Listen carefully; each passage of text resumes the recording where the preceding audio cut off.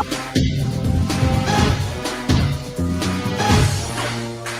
go work like a doctor. When I rock the mic, you got to like the way I operate. Hello, I'm Granville Emerson, and welcome to LidLine Sports with my co-hosts Renault, Pepe and Otis Stevenson.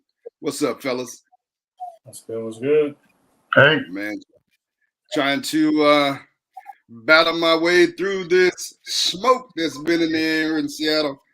These Oregon fires have me smoked out. I try to get out and walk a couple miles a day. Hey, Ronald Dorsey, walk a couple miles a day, and that smoke is prohibitive. I'm not trying to get black lung disease out there and all that smoke. Either one of you go to the Mariners game, the 18-inning game deal? Oh, I thought no, sir. There. Man, them prices was ridiculous to get into that stadium. What's up, Michael Carter? Yeah, 47,000 people. T-Mobile Park. Shout out to the Mariners. Got to give them some credit, man. I mean, it's hard, I would imagine, if you're a Mariners fan, after the scintillating come from behind team record-breaking win versus Toronto. The Blue Jays down 7 runs and came all the way back to win it and advance in the playoffs to take on their nemesis. It probably did cost $400 plus per ticket, Rhonda Dorsey. That is way out of my $40 maximum ticket price range. So I know I was. But I did watch as much as I could. I had a bunch of stuff going on Saturday in terms of sports.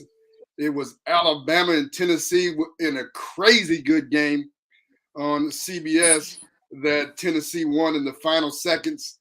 And then I was watching the Huskies, and Michael Penix Jr. set a University of Washington record by throwing for over 500 yards in their win against Arizona.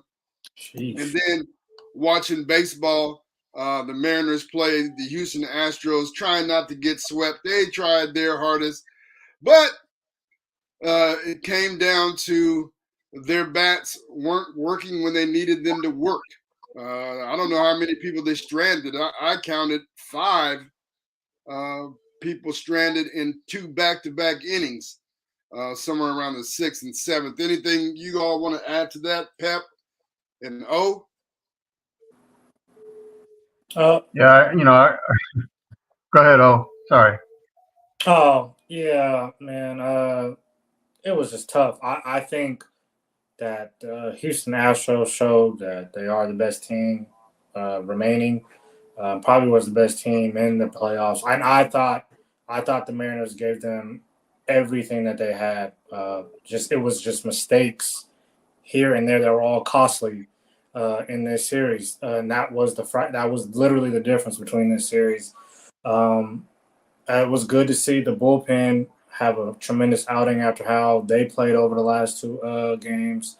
I think the future is so bright. Just to see George Kirby go out there, those 7 innings of giving up no runs, what Logan Gilbert did. I think, if anything, they showed the Houston Astros they'll be here next year. And those 19, 20 times that they'll play them next season, it ain't going to be 13-7 or whatever it was. They've showed that they are going to be in the upper echelon of baseball next year. Off season, go get a hitter to break open this offense. Or 2. But like I said, it was a sweep, but hats off to them for the Mariners for the first time being back in the playoffs in 20 years. I thought they played tremendous in this playoff. Yeah, as far as the sweep, that was probably the hardest sweep you'll ever want to see. I mean, the Mariners lost this series as we all can honestly say. They lost that series on last Tuesday. Blowing that big lead and allowing Houston to win that game. That basically took the life out of them, really. Even though, Saturday they really pitched awesome. I mean, look, you held the Houston Astros, probably the best hitting team in baseball, and that lineup is, oh my God. But I mean, they held them scoreless for 17 innings. I mean, Yeah. straight. That's amazing in and of itself. So yeah, the Mariners definitely uh, put out their best effort. We do need some batting because look, they batted 230 as a team for the entire season, and that particular batting average came back to bite them in this series. Yeah, they played well against Toronto, but Toronto doesn't have the kind of pitching that Houston has. Houston has that pitching that they can just shut you down, and that's what they did. Verlander had a tough time, but it took a while for Houston. But Houston's bullpen is solid, and so is ours. Unfortunately, ours kind of bent at the wrong time, but it's but as far as our pitching goes, we're promising. We're solid for the years to come. We just need to get some hitters. We need some clutch guys to get on board, to get on base, and drive some base hits in. And we do need to move Julio off a leadoff next year. He needs to be You think so? batting in the middle of the order. Yeah, because it's nice that he sets the table, but he's an RBI machine waiting to happen. And you can't have him batting leadoff with nobody on base. And when you have the bottom of the lineup like they have, that's not very good. A lot of times when he comes up, there's nobody on and there's two out. So they got to fix that. Yeah, like two ways to doubles that Saturday, right? Anyway, speaking of the best hitting team in Major League Baseball, that was supposed to be my Los Angeles Dodgers, and they got beat 3-1 by San Diego. I honestly really dreaded the fact that we were playing San Diego. It's such a big rivalry. For those of you who don't know, it's called the Freeway Series. So those two teams, I don't care what their records are, go at it with each other all the time.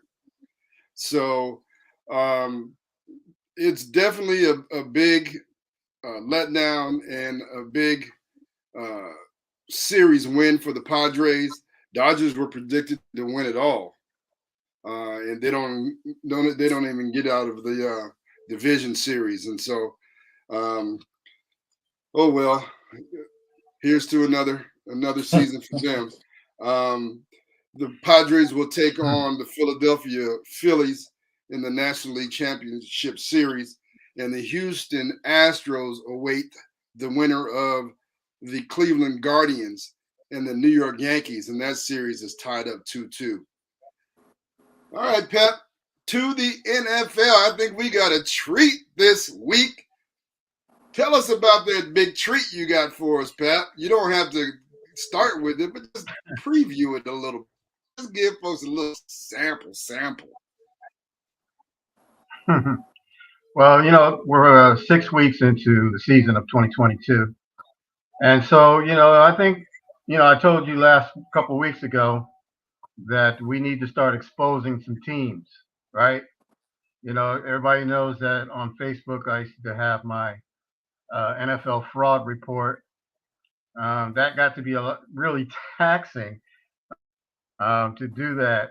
So I decided that I was going to start doing it on here instead going forward. Every week I'll give you a little NFL fraud. And so it's going to be up to you, G, and you also, and our listeners, of course, whether the following teams that I do mention in the fraud reports are either actual frauds, borderline, or deserve a pass. Now, folks that might not be aware or familiar with my fraud report, I labeled teams of fraud if preseason wise, or prior to the season, how everybody makes their predictions on who's going to do what. if you're predicted to do well, like be a playoff team or be the top of your conference or top of your division, and you show none of that within the first 5 or 6 weeks of the series, then I begin to label you as a fraud. So right now, like I said, starting off, we're 6 weeks in, so it's time to start labeling some teams. Guys, are you ready? Got anything else to say, G, before Ready. I start? Ready. All right, Ready or cool. not, here you come. Yeah, nice. The first team I got is the Green Bay Packers. Oh, sorry. Nice one, Daniel. Currently, the Packers are sitting in second place at 3-3 in the NFC North, behind the Minnesota Vikings, who are 5-1. The Packers have lost 2 straight games to the G-Men and to the Jets, Jets, and look to be in a little bit of disarray. Aaron Rodgers got sacked multiple times, and he looked really in trouble a lot, especially yesterday against those young upstart Jets. The wide receiver core doesn't appear to be meshing yet. The running game is okay, but they're just not moving the ball or scoring points like they have in the past. And also veteran Randall Cobb looks to have suffered a significant ankle injury, so he probably will be out. I haven't heard any updates on him, and if anybody has, please shoot that over to us. And of course, they're favored to win the North as always, and they look to be struggling to do that. So my verdict is right now they are definitely a fraud. Gee, what do you got to say? Were they picked to win anything? Really? Yeah, they're picked to win. Division. The division, yeah. The North. Yeah, well, I mean, I feel like they are who I thought they were. I mean, without Devontae Adams, and then they got Lyman out, and Rodgers is getting sacked left and right, and so Jets put on him yesterday. So if you got a upstart team like the Jets that has a good pass rush, and Aaron Rodgers' day is long, because that I think Randall Cobb got hurt yesterday too in that game, and so now he doesn't have anybody to throw. His hand is porous, and he's getting the Russell Wilson treatment right now. Absolutely. Yeah, I mean, it's not surprising that they're on this fraud list because they decided to give Aaron Rodgers the world and not pay the best position player that they have on offense in Devontae Adams. Just like G said, the offensive line is hurt. Aaron Rodgers, as we know, is not a great scrambler. Anymore. As G would say, I mean, it's surprising because they have the GOAT, quote unquote, and Aaron Rodgers, supposedly. But at the same time, the team shows that they're not as good as that people may have predicted. All right, cool. Who's the best team in that division? Minnesota? Minnesota's 5-1 right now. Yeah. Yep. And their only loss is to the Packers, believe it or not. Go figure. Yeah. But that was early in the season. I think the first or second game of the season. So that's how that goes. That's why I wait 4 or 5, 6 weeks, to call you out, because I can't call teams out first week. That makes no sense. All right, so I got another team, and the number 2 team, the LA Rams. I gotta wait for Daniel. I'm sorry, guys. We'll get it together. I promise. LA Rams, are they having a Super Bowl hangover? Well, they won the thing, so how could they? But here they are at 3-3, even though they won yesterday. I know. They're 3-3, and they're tied with the Seattle Seahawks and the San Francisco 49ers for the top of their division. Of course, I'll talk more about the Niners in a bit. And so the Rams have lost to the Bills, the Niners, and the Cowboys. So the Rams have lost to three, let's say, good teams right now because the Bills are the class of the AFC along with Kansas City, and the Cowboys up until yesterday had only one loss. So, and of course, it's always tough when you play a rival, right? Anytime in the season. So their loss to the Niners shouldn't be a shock because the Niners probably should have won that game in the NFC Championship, and they give each other fits. So you can't really say that that's a bad loss for them either. So, but the thing is, two of those losses were at home, and they've struggled in the first half yesterday against the meager Panthers before pulling away in the second half to win that game 24-10. Matthew Stafford has had his struggles. He's kind of looked more like he did with the Detroit Lions rather than last season, first season with the Rams. So the verdict, I say, is I'm putting them on fraud notice. They're not frauds. That means they are borderline. Okay, so I got them on fraud notice. G, what do you got on the Rams? The Rams are definitely frauds, and here's why. They were frauds last year. They were a dropped interception away from not going to the Super Bowl. And so with no Odell Beckham Jr., all right, and with the acquisition of Allen Robinson, and they have not, well, he caught a touchdown yesterday. That might have been his first TD with them. And he has not really been integrated to the offense. And all, what's that guy's name again? What's the quarterback's name? Matthew Stafford. Matthew Stafford. All he does is try to throw the ball to Tyler Higbee and the little slot receiver. Cooper Kupp. I don't know why I can't remember people's names right now. What's his name? Number 10. Cooper Kupp. Cooper Kupp. Cooper Kupp, yeah. I got brain fade. I don't know what's happening. I told you it's the smoke, man. The smoke's in the air. I'm smoking wildfire. Okay. Watch it. So I think right now they're frauds. I feel like if they get it together and gel with their offense, if they sign Odell Beckham late in the season or in the next few weeks when he's ready, they might be formidable. But I feel like coupled with the losses in receivers for them and the fact that they won last year, it's hard to repeat. It is. Very good, G. Good stuff. And they play in LA. What do you think? I think this team will turn around the second half of the season. But based on just the first half of the season, Pep, you've hit it once again.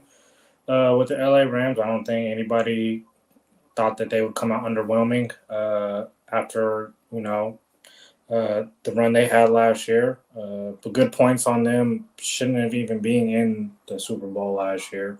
But I think this team is good enough with a lot of veterans on this team to turn it around. But Matthew Stafford has to wake up, to say the least. But I think the Rams will turn it around and compete to still to win this division in the NFC West. All right, good stuff, guys. And this is exactly what I wanted. All these different perspectives, whether or not teams are frauds, and so it's good stuff. Now, team number 3, Daniel, hit it.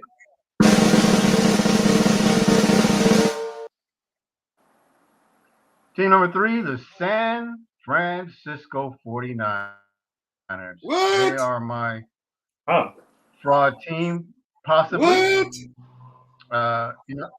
Well, let me just hear me out, please. That's why I'm doing this. See, I like it. Now, as mentioned, they are tied in the first but technically they have the lead in the NFC West because they have beaten both the Seattle Seahawks and the LA Rams. They're 2-0 in the division, but 3-3 overall. Their losses, however, to the Bears, the Broncos, and the Falcons, and they lost to the Falcons by 2 touchdowns. None who are regarded as upper tier teams by any stretch. So what gives? What's going on in San Francisco? Are they going through an NFC championship loss hangover? Or are they frauds? Well, that's another head scratcher. So my verdict is, just like the Rams, I got them on fraud notice. Another borderline decision because they look good when, playing against the Seahawks, playing against the Rams, and then they look not so good in the 3 losses that I've mentioned here, and especially yesterday was perplexing. Look, we know that Trey Lance was supposed to be the guy, and he got hurt against the Seahawks. Jimmy Garoppolo has come in, and I told you guys ad nauseum who he is. He's a guy that, yes, if the running game is going well, Jimmy G will look good. But if the running game, or if they fall behind and he has to bring them back, he can't do it 9 times out of 10. So I've got them on notice because they're definitely, teeter-tottering like the Rams, probably even more so. So they got to prove it to themselves, prove it to me next week for sure to get off the fraud notice list. Gee, tell me what you think about the 49ers. I think you hit it. If they're frauds, it's because Jimmy Garoppolo is a fraud. From week to week, he's not consistent. And so therefore they're inconsistent. I think that also the NFL is tough. I mean, from week to week, anybody can beat anybody. I mean, there's really no patsies in the NFL like there used to be. Just take, for instance, how Pittsburgh jumped up and beat Tampa Bay yesterday. Who saw that coming? Nobody. I didn't pick them. They were 1-4. I didn't pick my own team. Right. And so it's so week to week, and San Francisco is just like that. Until you have a team that has really consistent play at quarterback, you're going to be inconsistent as a team. Isn't this what the NFL wants, though? Isn't this the parity that they've so longed for years, and they make all these rule changes, especially offensive, to get offensive, help people in the end zone. Don't you think this is what exactly they want? It's the parity it seems to be happening right now. Yeah, too. And I think that there's this changing of the guard going on right now, where you have all the top old school QBs like Brady and Rodgers, and I'll throw Russell Wilson in there because he won a Super Bowl in that era. Jimmy Garoppolo's been around forever. So you have all these new young quarterbacks coming up, right? And then you also have all these new young coaches coming up, right? So it's kind of a changing of the guard. I feel it's kind of evened it out, right? And where you have young coach Robert Saleh in New York for the Jets, Brian Daboll for the Giants, and they have gotten the talent that those teams have acquired through high draft picks together, and now they're playing really well, as opposed to the years where they were terrible, right? So I think you have that dynamic going on right now, and San Francisco is in the middle of that whole thing, where they've got a young, talented coach, and they can't find the right quarterback. They were hoping it would be the guy that they picked, Trey Lance. Yeah, I'm tripping. Trey Lance, and I remember watching the press conference in the spring where their head coach told Jimmy Garoppolo, told the reporter, as soon as Jimmy gets healthy, we're trying to trade him. He was like, we didn't want you. Like, as soon as you're ready to go, you're out, right? And that was their plan. but nobody wanted Jimmy. How do you like And then it Trey now? Lance got hurt and he had to play. So that's where they are with their whole deal. They had to scrap what they were having spring and summer, what they were doing last year. Yep. Oh, what do you think, real quick? I think that's to my point of why I think they are in a solid spot. I mean, they went all in on Trey Lance to start this season. They told Jimmy Garoppolo wasn't in training camp. He didn't play any preseason games. This was supposed to be Trey Lance's show. And for him to get hurt week 1 and Jimmy Garoppolo, kind of get put out there with no training camp really under his belt. I mean, I understand he's very familiar with his team. But, he had a couple solid games. Yes, they did lose last week to an Atlanta Falcons team who's actually playing pretty solid this year. I don't think anybody had the Falcons playing this well to start the season.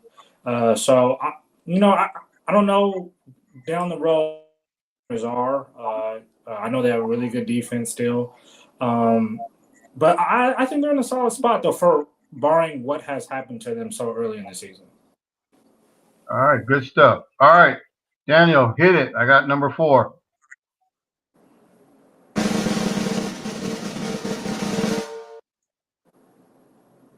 All right, G, you mentioned this team already.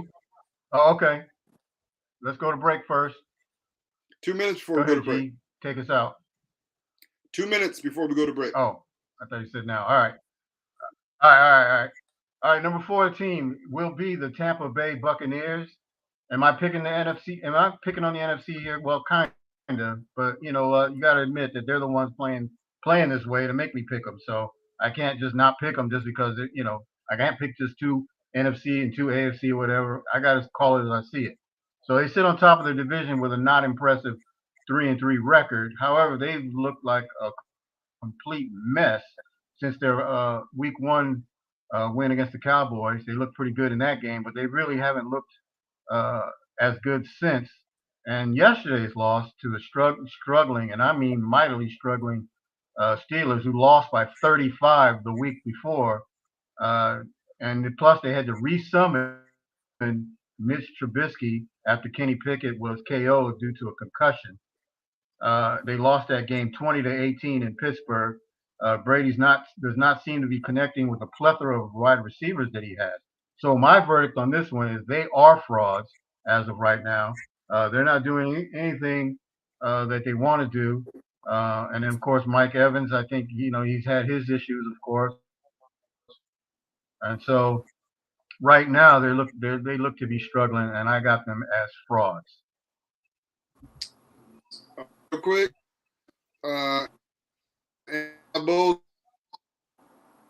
Tom Brady doesn't let Tom Brady took 11 days off when everybody else was practicing in a training camp, and he gets a day off every week that nobody else gets. So he doesn't get any special treatment. But I'm sure that's got to be in the back of some people's head, like, hey, well, what's up with that? You need to be in there with the rest of us. Chemistry is always important. Oh? Yeah, no, you're right. I just think their chemistry is off. This team just has not found they have not found a sync yet. They're not in sync, and I'm actually really worried about the Tampa Bay Buccaneers moving forward. I don't think Tom Brady should have came back this year, but there's more than just that. But yeah, I don't know how I feel about them moving forward. All right, we got to go to break. Thank you, Pep, for the fraud list is back. Yay! Let me tell you some other folks you could call. The 3-3 Baltimore Ravens and the 3-3 Cincinnati Bengals. They could be frauds too. Anyway, we'll be right back right after these messages. Don't go away.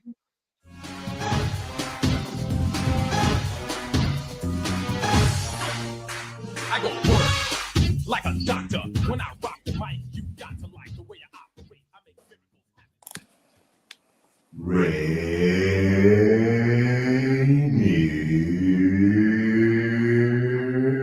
Avenue Radio.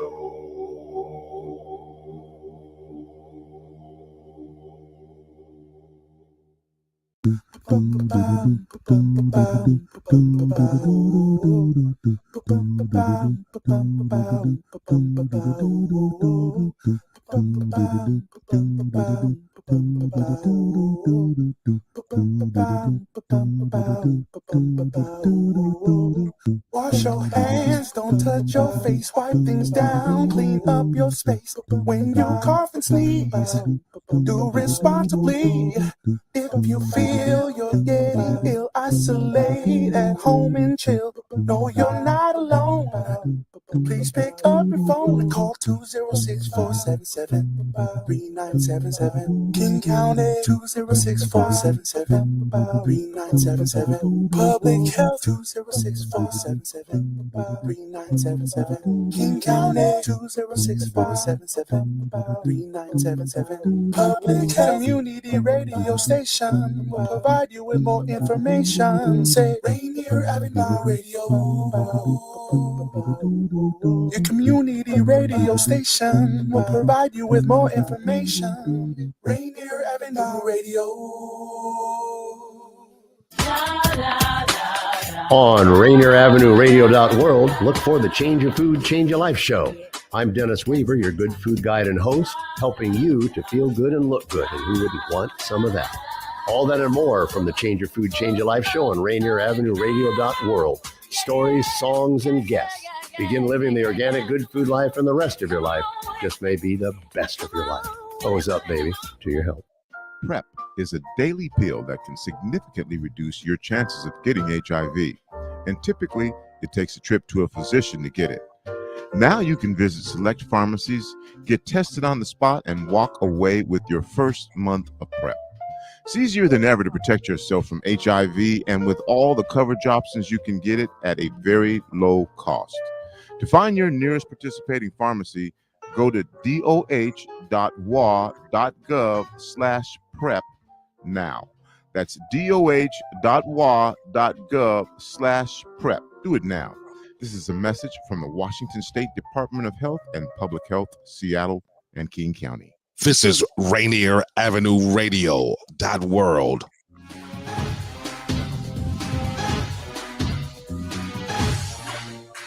I go to work like a doctor. When I rock the mic, you got to like the way I operate. Hello, welcome back to LidLine Sports. I'm Granville Emerson along with Renault, Pepe, Bean, and Otis Stevenson. I want to thank everybody listening and watching on all of our platforms, especially those who have chimed in on the chat and are with us almost every week. We appreciate you.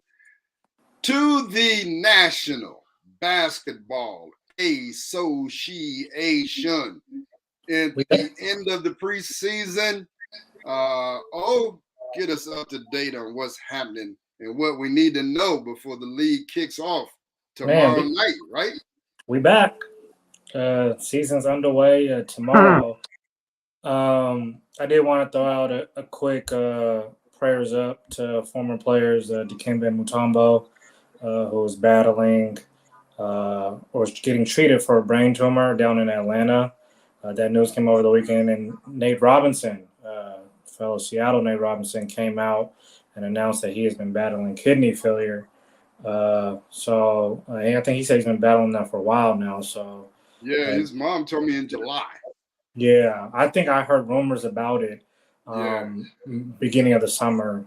Didn't want to speak on it because I didn't know the truth of it or anything. But yeah, man, prayers out to them. Hope for speedy recoveries for both of those guys. Yeah, man, the season's here. We start tomorrow, just like G said. We have the Philadelphia 76ers playing against the reigning Eastern Conference champions, the Boston Celtics. Then right after that, we got that ring ceremony game with the LA Lakers going down to San Francisco to play the Warriors. The Warriors will be looking try to go. What do you think is going to happen in that game? I bet you the Warriors get bombed.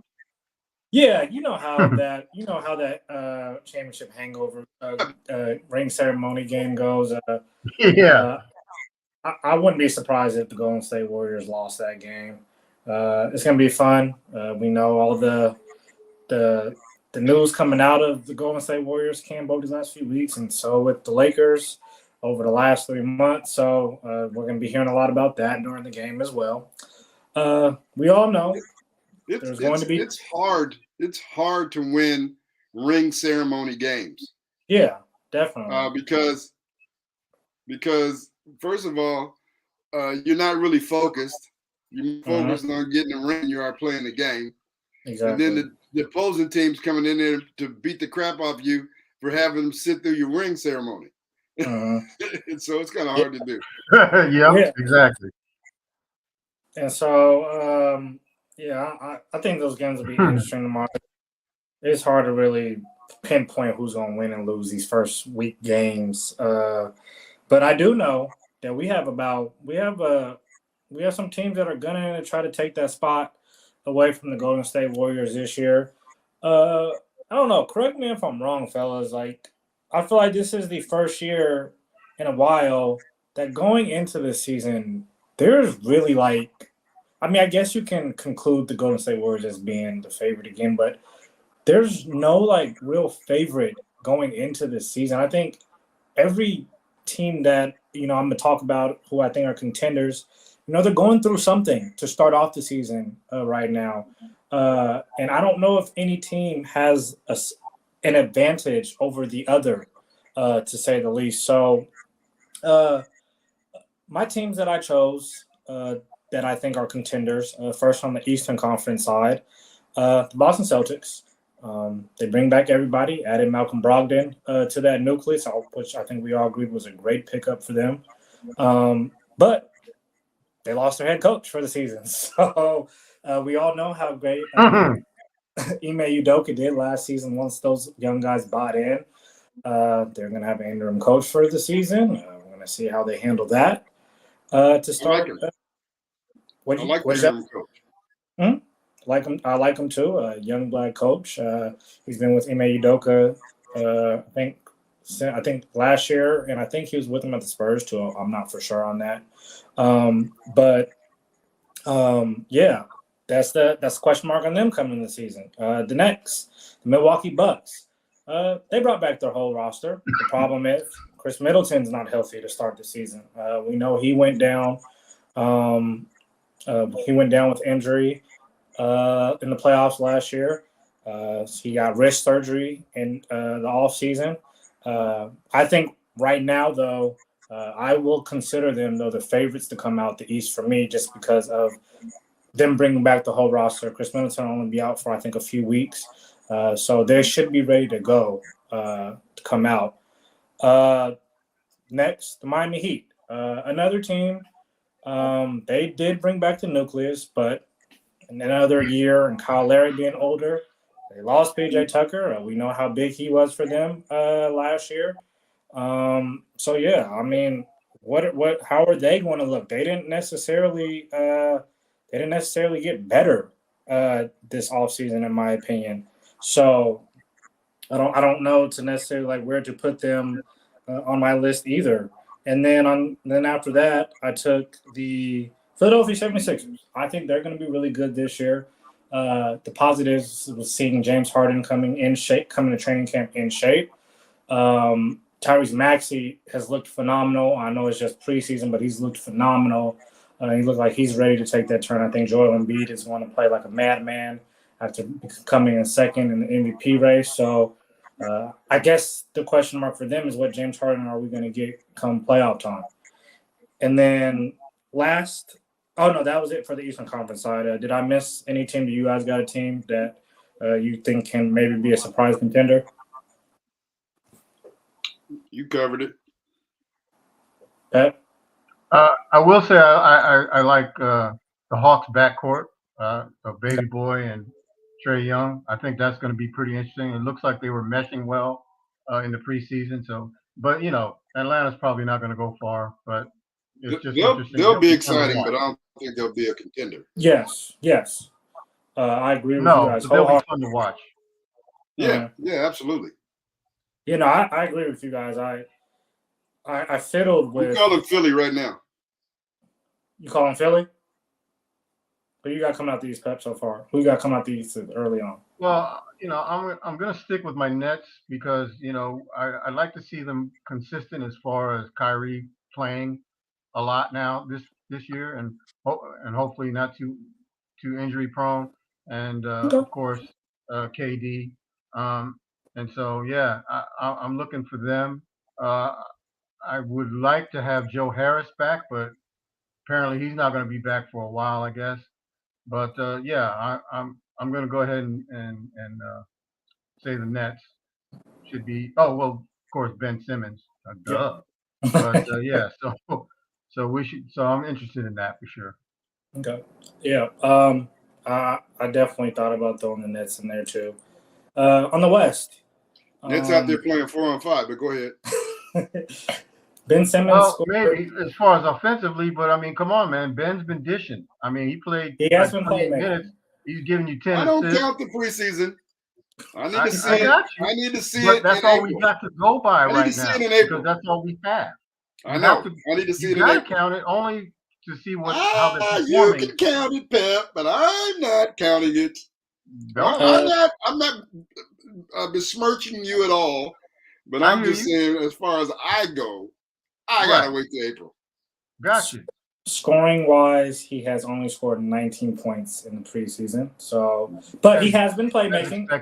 Yeah, he has been playmaking. He is going to be the primary defender, which I think is going to be the biggest addition to the Brooklyn Nets. Is what he brings defensively.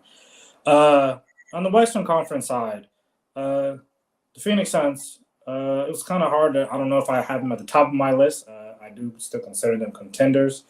But we know the question marks going in for them into this regular season. Started off with DeAndre Ayton and, him kind of, I think, feeling unsettled about how this offseason went, him not getting the full contract extension max. So he got a 4-year max. Then you want to deal with the owner situation and him having to sell the team. Them not really getting better roster-wise. Jay Crowder asking for a trade, so him not being with the team. So I think the Phoenix Suns will be relying on the growth of their younger players. Devin Booker, Cameron Johnson, Mikal Bridges, DeAndre Ayton. Those guys all are going to have to take another leap into becoming great players to help this team sustain what they've done over the last season. Chris Paul has not gotten any younger. He's now 38 years old. So it's going to be interesting to see what they can get for Jay Crowder, how much they can get this chemistry flowing again. And then the bench, I thought was very disheartening to watch over this. I know it's just preseason, but it was very disheartening to watch our bench. Not really much given up. Who would you like to see? Oh, who would you like to see replace Jay Crowder? The usual suspects. I always thought that Jordan Clarkson can fit into this team very well because he is so unorthodox compared to what the Suns do. The Suns, motion offense, don't really get into the whole ISO game besides maybe pick and roll situations. I think Jordan Clarkson will provide such a spark off the bench and allowing him to just play his game. I think he is a good look. I thought Bogdanovich, who got traded to the Pistons, I thought he would have been perfect fit for us. But yeah, man, it's really tough what's out there and who's possibly available. But number one on my list is Jordan Clarkson. Hopefully we can get that done if he's available for the Utah Jazz. Another team in the Western Conference, the LA Clippers. The only question marks that they had is how healthy will Kawhi Leonard be going through this whole season? Same with Paul George. He's missed a lot of games. But yes, Kawhi Leonard did not play all last season. Now, we all know when Kawhi Leonard is healthy, he is a top, arguably 3 player in the NBA. And somebody you want on your team if you want to win a championship. They went and got John Wall, which is a good piece. They have good pieces coming off the bench. We forgot they got Norman Powell last year, Robert Covington. So to provide that with bringing back a superstar in Kawhi Leonard, man, I have them right there neck and neck with the Golden State Warriors at this point. But yes, barring injury, we know that that's been what has stopped them over the last 2 years. So I think that they're at the top of that Western Conference class. What was that? Oh, there's an echo. Okay. And then the Memphis Grizzlies. I first thought that maybe they weren't going to sustain what they did over the course of a season last year. But now just thinking about it, when you have a young, gritty team like that who wants to win, and they seem like they get along very well on and off the court, the pieces that they added and through the draft, and getting John to that max extension, and getting Jaren Jackson healthy once he is healthy, man, they are going to be really good throughout the course of an NBA season. I think what will be the question mark for them going into the playoffs is who is going to be that guy who you can give the ball to last 2-3 minutes of a game, who can just go get you a bucket. Is it Ja? Is it Desmond Bane? Who is it going to be? Or maybe they have they have a lot of pieces that they can maybe move if a superstar becomes available. Maybe that's an option that they take. But they are definitely still contenders. And then last but not least, the Denver Nuggets. I teeter-totter with them against contender list. But Nikola Jokic has proven that with minimal talent, you have a chance to win night in and night out. Now with the additions, or should I say, bringing back Michael Porter. Can he be healthy over 82-game season? Bringing back Jamal Murray, who was dang near an all-star before he got hurt. So then bringing in those guys, I thought getting Kentavious Caldwell-Pope was a really big addition for those guys. If those guys can be healthy come March, April, those guys are going to be really tough to beat in a 7-game series. And I gave them a little bit of a nod over the Dallas Mavericks for being a contender in the Western Conference. Did I miss anybody for being contenders in the West? No. I'm going to go with Golden State to come out the West. Okay. That's fair. Golden State has more players than anybody. I mean, they got dudes on the bench that can start for other teams. And Clay has a whole season under his belt, being comfortable with having come back from his injury. I feel like he's going to be hard to guard this year. And so Golden State has the players, the coaching, and I feel like the whole incident with Jordan Poole and Crazy Man is going to galvanize them. I know you're going to talk about it later. I feel like it's going to galvanize them for one last run with that trio. And then he's going to be gone.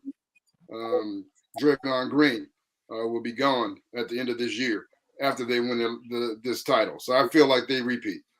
Yeah, I was going to say we can get into that now because I was going to ask you a question, G, about that incident. Draymond Green got into a fight, punched Jordan Poole at practice. Video got out, became a little bit probably more bigger deal than what it should have been. Now, I kind of look at this the other way that you see it, G, because I do think with the contract extensions of Jordan Poole and Andrew Wiggins, but not Draymond Green, who is also due for an extension coming up. Does he want a max deal? Are they going to pay him a max deal? Is that going to be an issue? No, I just said Draymond Green is out. Okay, so you think he's gone? Okay. Yeah. So do you think that will affect? Yeah, everything G said, I'm definitely in tune with, for sure, because they got dudes and they got a lot of them, and I think Wiseman is going to be key. I think if he stays healthy, they're really going to be tough to deal with, And I agree that Draymond has said himself that he's probably out of there. So, I mean, it's a no-brainer. And plus, I think they're grooming Wiseman, and they got Kuminga. They got those guys that they won't be able to do what Draymond does. They're different players, but they'll be able to be successful nonetheless. So I agree with G. I think Golden State. And my intriguing team would be the Clippers. You mentioned them already, and maybe the T-Wolves. I would love to see them do something. Of course, they got a couple of local kids. That makes me kind of root for them a little bit more than I would on a normal basis. But but they're not. I wouldn't say they're contenders, but they're just like the Hawks. Should be fun to watch. Yeah. I definitely got both those teams, the Hawks and the Timberwolves, and I think they are playoff teams. They're going to be young, fun teams to watch. I got the Cleveland Cavaliers in there as well. I think that they're going to be fighting for that 5-6 seed. I think Chicago Bulls, if they can get healthy, should be back in the playoffs. The Dallas Mavericks should be fighting for that 4 or 5 spot. The New Orleans Pelicans, we know the run that they made. They're going to be really fun, interesting to watch. Zion is ready to go game 1. We're going to see how fast that they're going to be able to gel with now Zion being on the floor with CJ McCollum and those guys. And then, we can't talk about playoff teams and not talk about the LA Lakers. The LA Lakers, I know a lot of people don't want to consider them a playoff team, but it's hard to not have LeBron James and Anthony Davis and Russell Westbrook and not consider these guys a playoff team. This is just another team, barring injury, that will determine how well that they play throughout this season. Anthony Davis has to play 65-plus games and be aggressive. We know what LeBron's going to bring to the court. And then how does Russell gel with Pat Beverly and LeBron James in the second year and AD on the court? But it's hard for me to not throw them in the playoff scenario. G, what do you have to say about the Lakers? Pep, go ahead and I'll follow you. Okay. Chemistry again. And then, of course, defense. They played none last year, so hopefully they've gotten better. And I've heard rumors, and I don't know how true they are, that they're going to try to go after DeMar DeRozan from Chicago. But from what I've heard could be offered, I have no idea why Chicago would even entertain that. So I don't know. I'm not much of a Laker guy, so I can't really get in depth too much on them like G can. So go ahead, G. You got it. Well, I haven't heard the DeRozan deal. I heard out of Magic Johnson's mouth that he had called DeRozan before he signed with Chicago, and DeRozan was going to sign with the Lakers, or wanted to sign with the Lakers, but they didn't want him. Pelinka didn't want him, and so that's what happened with that. So I don't know if he's gonna anything about him going there now. I do like the fact that Darvin Ham, I think, has convinced Westbrook to come off the bench. Which he did in the last preseason game that I watched. What are you laughing at, O? No, yeah, because I wonder how he's going to reciprocate that going forward. If that's going to be something that's part-time or if it's full-time. I'm just wondering to see how Russell is going to. It probably depends on if they're winning or losing. If they're winning, he's coming off the bench. If they're losing, he'll probably be back in the starting lineup. So we'll see. What happens with that whole thing. And the Lakers, of course, like you said, everything is predicated on Anthony Davis staying healthy and LeBron staying healthy. Yep. LeBron ain't no spring chicken. Yeah. And so he's got to stay healthy too. And Anthony Davis has to stay healthy.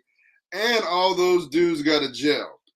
The X factor, besides anybody I just mentioned, is Kendrick Nunn. Can Kendrick Nunn play like he did in 2018, right? Can he be that guy? If he's that guy, then they've got legit 4 superstars on their team, right? So they could make some noise, but that's a whole lot of ifs, and we know if ifs were fifths, if we partook in it. So, I'd love to see the Lakers do something, but I cannot see it. I hear you. I got the wildfire smoke in my eyes too, so I don't see the Lakers winning the championship this year. I'd love for it to happen, but I just feel like if you look at the history of the NBA, you have teams that have rosters that are dynasties, and I feel like Golden State has that. I agree. Yeah, no, it's hard. It's hard to go against you until you break those guys up. Yeah, it's hard to go against the Warriors, definitely. And then I want to just name a quick little list of players for y'all who got league pass, because after the first 2 weeks, you probably won't see these guys that much, besides maybe a couple. Some players who I think are going to have kind of that breakout season and turn the game up a notch. Tyrese Halliburton, we saw what he did second half of the season for Indiana Pacers. Jalen Green has been going off for the Houston Rockets in the preseason. Cade Cunningham, let's see if he can go into that leadership role and helping the Pistons take another leap. Franz Wagner, player out of Orlando Magic, like his game. Let's see if he can take that leap of being maybe a leading scorer for the Orlando Magic. Keldon Johnson for the Spurs. He's by himself. There's no excuse for him to not be able to get all the opportunity in the world to flourish and become a really good player. And then Tyrese Maxey, another dude who just got off in preseason. He is going to make his mark for being this third leading scorer on this team. And he's going to be somebody to watch throughout the season. And last but not least, Victor Wembanyama. I know he's not in the NBA yet, the French player, but there is going to be about 8 to 10 teams by January tanking for him. So it's going to be hard to not want to watch him and keep your eye on him. The guy is tantalizing to watch. And he is going to be the number one pick in the NBA draft in 2023. So keep an eye on that. Hey, you left my man off the list. I started to text you the other day about him too. Who? I know you forgot about him because he's all the way in Toronto. OG Anunoby. Okay. He had 20 points in the first quarter on Friday night. That dude was on fire. He did. So give him some love. Yeah, you're right. He's one to watch. You're right. He's definitely one to watch. So NBA championships, you two got Golden State. I'm gonna go the LA Clippers. Yeah. And then I'm gonna say Luka wins MVP this year. Luka? Yeah. Yeah, why not? Their squad is interesting. They're interesting. Very interesting. And they're trying to mold them into a defensive squad now. So that's going to be really interesting to see how well that all shapes out. Luka's in shape to start the season. That's the start. And then my top five before start out the season: the Warriors number 1, Celtics number 2, Bucks at 3, Suns at 4, and the Memphis Grizzlies at 5. Hey, do you have a surprise rookie? Surprise rookie. I am going to go. I know he didn't play that well in the preseason, but Jabari Smith of the Houston Rockets. What? I think he's going to, because I think he was so PB5. That's not a surprise though. He said it is going to be a surprise the way when he makes the All-Star team. Oh well, that's a surprise. Yes, that's big to say. Okay. Yeah. Okay. Yeah. Look for PB5 to make the All-Star squad. Okay. P5 Rookie of the Year. That's why I said that's not a. That's why I said Jabari Smith, because he went so under the radar. Okay. Over the summer. Okay. All right. Because he was number 1 pick, he can't be a surprise. No. He can only be a dud. Now it will be a surprise if he becomes. He can only be who he is or a dud. Yeah. If he's an All-Star. Okay. If he's All-Star. Yeah. Okay.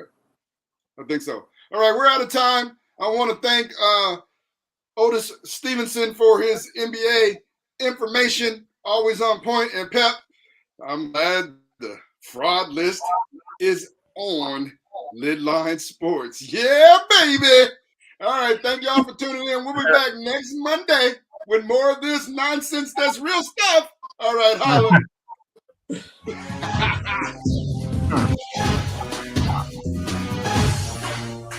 I go work like a doctor when I rock.